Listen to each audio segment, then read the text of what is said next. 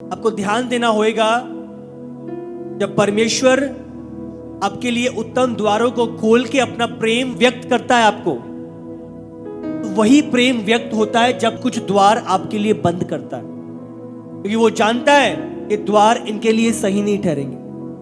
आपको अभी अच्छे दिखाई दे रहे हैं, पर आने वाली चीजों को प्रभु जानता है। हमें प्रभु के नियुक्त प्लानों को समझना है। बाइबल में लिखा है, जितने उससे प्रेम करते हैं उनके लिए सारी बातें भलाई को पैदा करती हैं। उस दौरान एक समय था, वो बंधनों में थे, पर वो प्रभु की बाट जोते रहे और प्रभु ने नियुक्त समय पे उन्हें बाहर निकाला। प्रभु का नियुक्त समय है। बाइबल में लिखा है, अपनी समझ का सहारा ना ले, वरन संपूर्ण मन से प्रभु पे भरोसा कर।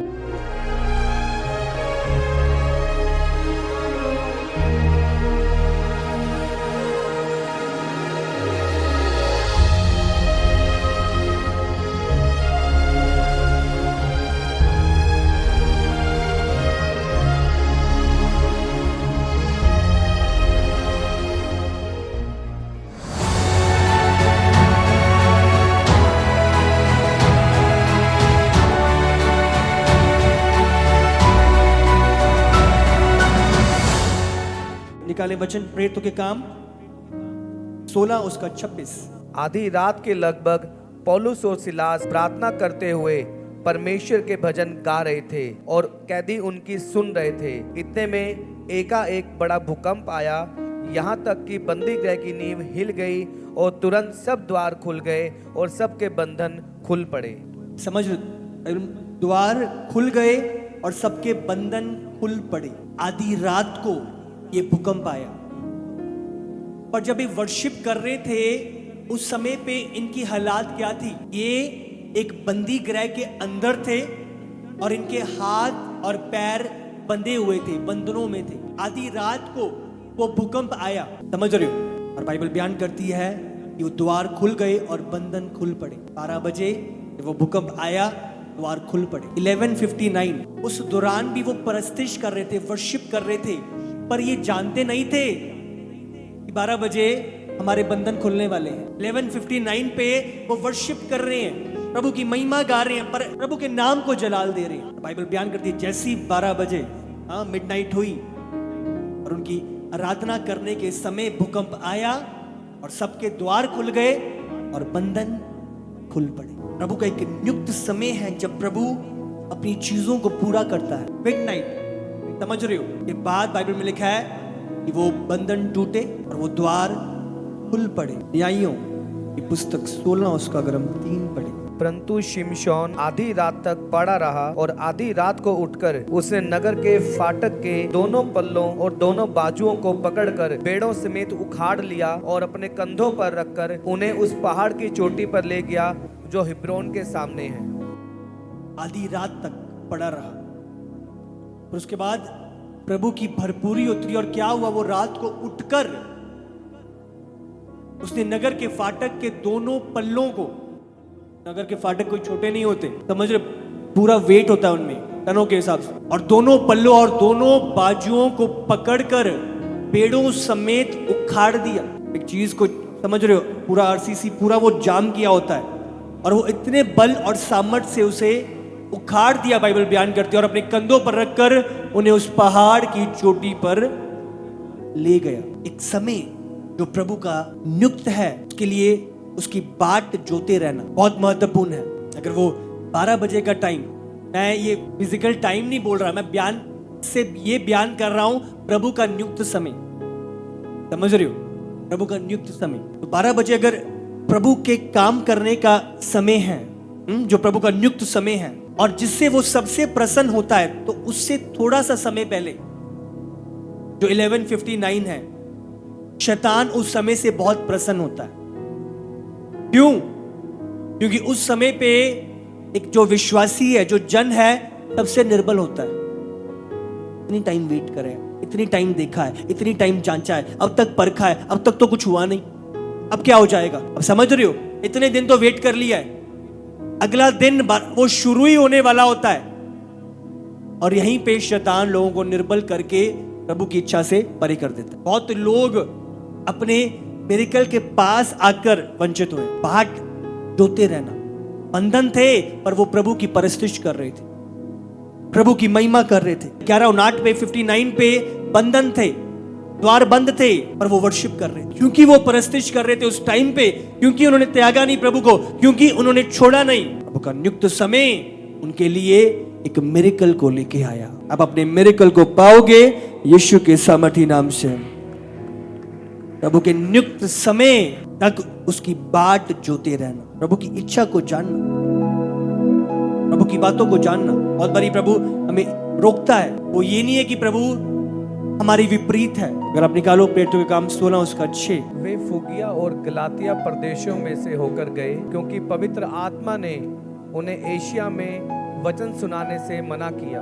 जब वो जा रहे थे एक स्थान पे, प्रभु ने मना किया। आपको ध्यान देना होगा, जब परमेश्वर आपके लिए उत्तम द्वारों को खोल के अपना प्रेम व्यक्त करता है आपको, तो वही प्रेम व्यक्त होता है जब कुछ द्वार आपके लिए बंद करता है, क्योंकि वो जानता है कि द्वार इनके लिए सही नहीं ठहरेंगे। आपको अभी अच्छे दिखाई दे रहे हैं, पर आने वाली चीजों को प्रभु जानता है। हमें प्रभु के नियुक्त प्लानों को समझना है। बाइबल में लिखा है, जितने उससे प्रेम करते हैं उनके लिए सारी बातें भलाई को पैदा करती हैं। उस दौरान एक समय था वो बंदरों में थे, पर वो प्रभु की बाट जोते रहे, और प्रभु ने नियुक्त समय पे उन्हें बाहर निकाला। प्रभु का नियुक्त समय है। बाइबल में लिखा है, अपनी समझ का सहारा ना ले, वरन संपूर्ण मन से प्रभु पे भरोसा कर। और मैं प्रभु पे चल रहा हूं तो ये क्यों हो रहा है, ये क्यों चीजें आ रही हैं? नहीं, वो नियुक्ति है, प्रभु की बाट जोते रहना। प्रभु के एक नियुक्त समय ठहराया है, वो जानता है किस समय पे क्या करना है। अब दी एंड, लास्ट में आप त्याग नहीं सकते, आपको बने रहना है। एस्तर के समय पे जब एक फरमान जारी हुआ कि सारे यहूदियों को मार दो, सारे यहूदी मार दो, समझ रहे हो अब क्या हो सकता है? अब तो फरमान जारी हो गया, अब तो राजा ने बोल दिया, और अगर कोई चीज राजा बोल दे उस टाइम पे, राजा खुद भी वापस नहीं ले सकता था। अब तो क्या ही हो सकता है, हम बहुत बड़ी, अब तो 11:59, अब क्या हो सकता है? अब तो सारी चीजें खत्म हो गई हैं। खत्म नहीं हुई, 12 बजने तो दो, वो बंधन खुलेंगे यीशु के सामर्थी नाम से। एक व्यक्ति जिसका नाम हमान था, वो एस्तर के चचेरे भाई जो मोर्देकाई था, उसका दुश्मन था, क्योंकि वो जब भी वो जाता था अपने घोड़ों पे, सब झुकते थे पर मोर्देकाई नहीं झुकता था। उसने प्लान किया, इस मोर्देकाई का कुछ करता हूं मैं, क्योंकि वो जो हमान था वो राजा का खास था, क्योंकि जब यहूदियों को मारने वाली जो बात थी वो हमान ने ही राजा से निकलवाई थी, और उसी को लेके वो मोर्देकाई को भी मरवाना चाहता था। उसने एक बड़ा सा 30-40 फुट का एक खंबा खड़ा कर लिया और कहा मोर्देकाई को इस पे लटका कर मरवाऊंगा मैं। और वो राजा के पास इस फरमान को लेके जा रहा था कि राजा के साइन करवा के इसको लटकाता हूं। अब क्या हो सकता है? हाँ, अब तो हमान राजा के पास जा रहा है, अब तो मृत्यु पक्की है। अब क्या हो सकता है? बहुत बारी जब चीजें हमें लगता है अब स्थिति में क्या हो सकता है, आपका परमेश्वर जिंदा है, भूलो ना। एस्तर 6 उसका 5। तब राजा के सेवकों ने उससे कहा, आंगन में तो हमान खड़ा है। राजा ने कहा, उसे भीतर बुलवा लाओ। अब समझ रहे हो, बाइबल बयान करती है जो हमान था, इस टाइम पे हमान आया हुआ है फरमान लेके कि मोर्देकाई को मुझे उस खंबे पे लटकाना है। अब समझ रहे हो, अगर आप 5 में पढ़ो तो वो फरमान लेके आया है, और पहले वचन में ही उसके आने से पहले क्या हुआ कि राजा बेचैन हो गया। राजा को रात को नींद नहीं आई, वो फरमान लेके आ रहा है, और बाइबल बयान करती है उसके आने से पहले ही राजा को नींद नहीं आई। और आप समझोगे, जानोगे वो किस लिए आया है? मोर्देकाई को लटकाने के लिए वो फरमान लेके आया कि राजा साइन करे और इस मोर्देकाई को जो खंबा तैयार किया उसे लटका दूं। और उसके आने से पहले, थोड़ी देर पहले ही राजा को नींद नहीं आई, और उसने क्या किया? इतिहास की पुस्तक बुलवाई। इतिहास की पुस्तक कौन सी?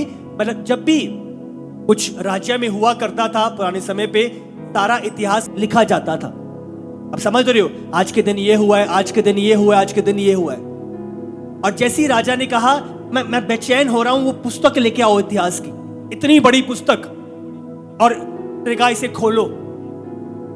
समझ लो, इतनी बड़ी पुस्तक में से वही खुला जो प्रभु की ओर से। आप समझोगे, हम पढ़ते हैं, आप समझोगे चीजों को।